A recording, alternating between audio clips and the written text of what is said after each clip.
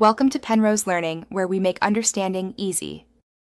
You'll begin by making sure your iPhone runs iOS 26 and supports live photos. That matters because the system ties motion to live photo files. Once done, open camera, enable live photo, and capture the shot. Motion needs the live badge. If you already have a short video, convert it with the Shortcuts app into a live photo.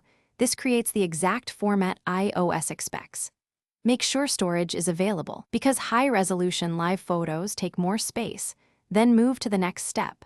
Now you'll refine the motion so it looks right on the lock screen. Open Photos, tap Edit, trim the live clip, and choose the best key photo.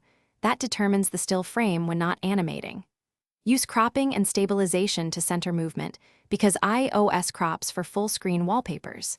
If you started with a video, convert and then set the file to loop or bounce in wallpaper options. Looping preserves continuous motion, while bounce creates a back-and-forth effect, which can feel more natural for short clips. Finish by setting the live photo as your lock screen wallpaper.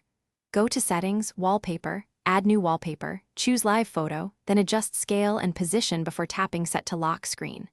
Make sure Reduce Motion is off and Low Power Mode is disabled. Those settings stop animations. If the animation won't play, restart the phone, reapply the wallpaper, or reconvert the source file to a new live photo. Sometimes re-encoding fixes format issues. If problems persist, free up storage or update to the latest iOS build. Thanks for watching. If this was helpful, leave a like and consider subscribing. See you next time.